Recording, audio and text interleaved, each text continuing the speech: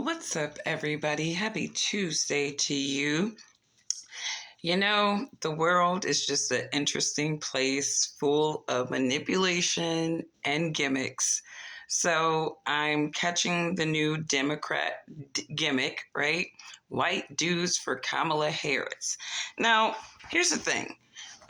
Like I said before, I think that there are a lot of white people who are able to look at how their people treat other people historically, and they're like, you know what, I'm going to be the face of the change that I want to see.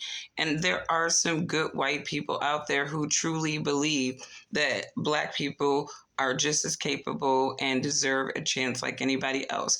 And I love those people. A lot of times these people have a godly soul to them, right? But then you have these people who like to showboat, right? They like to just, talk a good game, but they're not really about it. And I always tell people that if you really are truly sincere about helping Black people get ahead or at least have the same opportunities and chances as white people, then you would do business with Black people.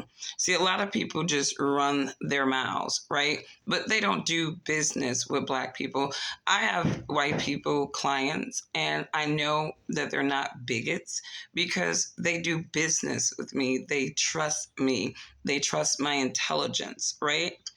They've taken a chance on all of those things with me. And so that's how I know that the white individuals, the white Americans that I work with, these are truly good people, right? But then you have those people who just like to run off at their mouths. So apparently recently, Elon Musk has suspended or restricted a new page that raised money to support Kamala Harris's campaign. So here's a video of a guy talking about this. Within 30 minutes, the White Dudes for Kamala Harris call raised $2.3 million. Within 1 hour, White Dudes for Kamala Harris raised $3 million. Just like the White Women for Kamala Harris call, the men who spoke truth to power. Here are some highlights.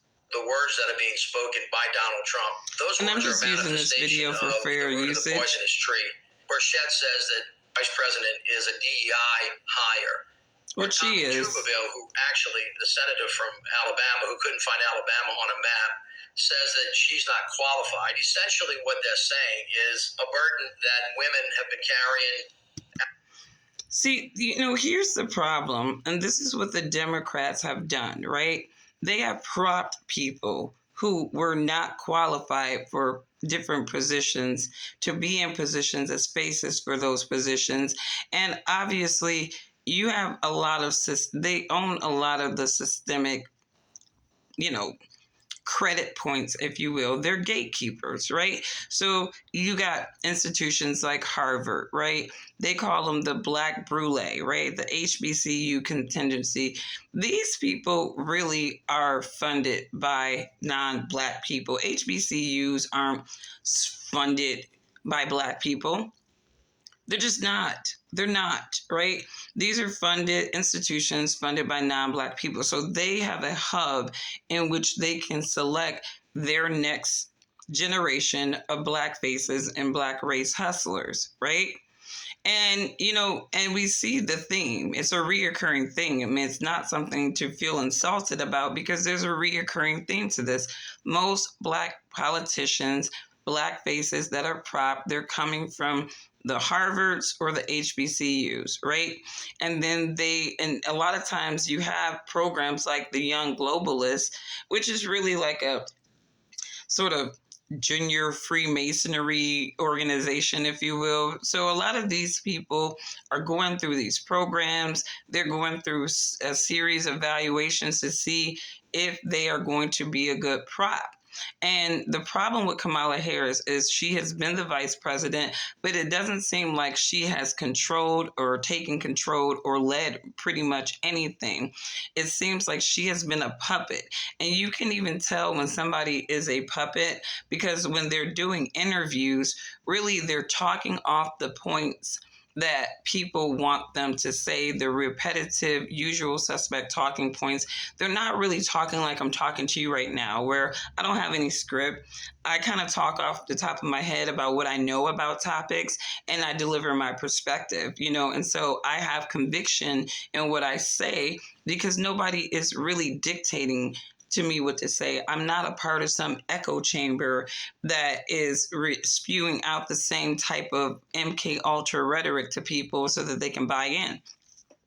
And so, when it comes to intelligence and truly being a leader, you're listening to what people want, what they need, what the problems are, and you have the experience to address them in a meaningful and long-term way.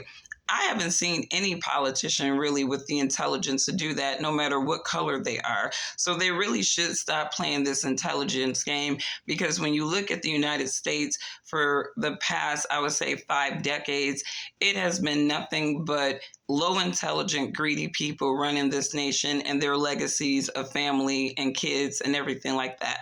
The nepotism in the United States has really degraded this nation horribly. But you got this white dudes for Kamala, and I really truly believe this is a Democrat gimmick, right? I'm looking at some of these white looking dudes, and again, I'm one of those people. I'm not anti anything, but I understand how some people in this nation roll. There are some people who say we're not white, but we have white privilege, right? But then they will act and play the part of a white person when necessary. I mean, I'm looking at this one dude talking, and I'm like, bro, if you're not Ashkenazi, I don't even know what to, like, it's just, it's ridiculous. It's really ridiculous. And when you're talking about the white nationalists and some of their arguments about replacement theory and all this stuff like that, these are some of the points where you can take people who will operate under the guise of a white person, of a white man, right? But then when it is conveniencing for them, they're not a white man. And that's where, we have a huge problem with identity in America. Identity dysphoria, identity manipulation is huge.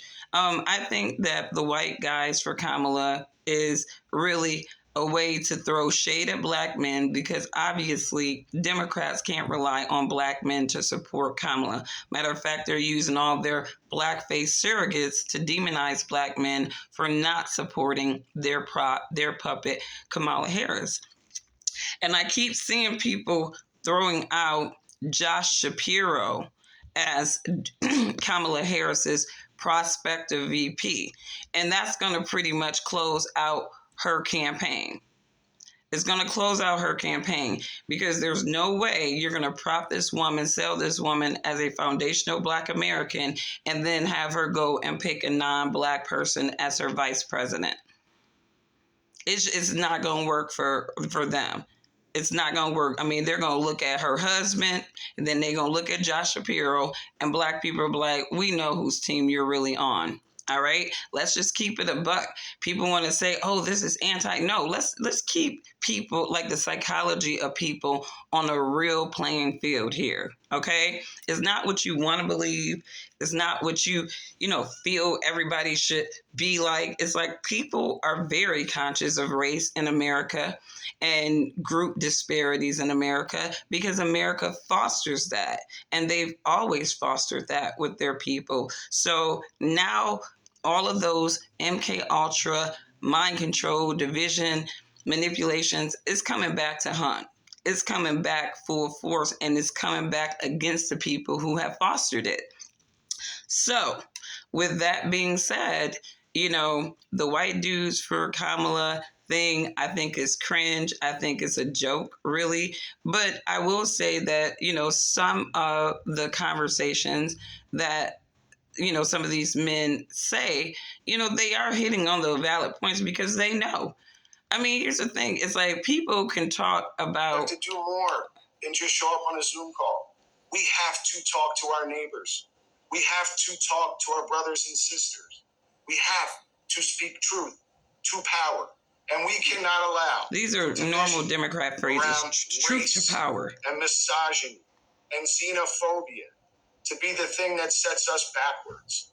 As a proud Pennsylvanian, I get to cast my vote in a swing state, and I cannot wait to cast my vote for the first female president of the United States, Vice President Kamala Harris. My oldest daughter's name is Hope.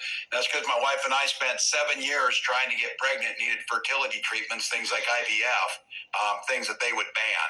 And so once again, I keep talking about this idea. You're right. These guys are the anti-freedoms. I don't know who. I don't know. I got to look at what Trump's plans are for reproductive rights and entitlements. Because I felt like it was just abortion being continued to be a decision of the states and not the federal government. But if there's more to Trump's reproductive rights plan, please drop it in a comment. I'd love to do some research on the additional things that Trump is looking to do or ban to limit reproductive rights and healthcare. So I would love that. But from what I understand, it's just Roe v. Wade being kicked back to the states. And again, if you have any level of constitutional intelligence, you would know that Roe v. Wade should have been at the states in the first damn place. But that's neither here nor there. I think that you're going to see a lot of gimmicks come out of this political season. And white guys for Kamala Harris is just one of them. And I think you even see the little, on the conservative side, you see the black people for Trump, right? So they're playing the race card of, look,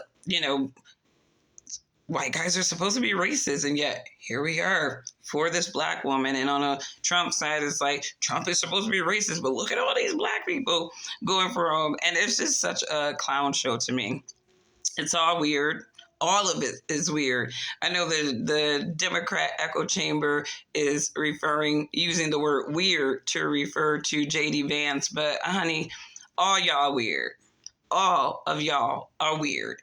But anyways, let me get ready for this day. I hope you enjoy your day, and I will catch you on the next one. Bye.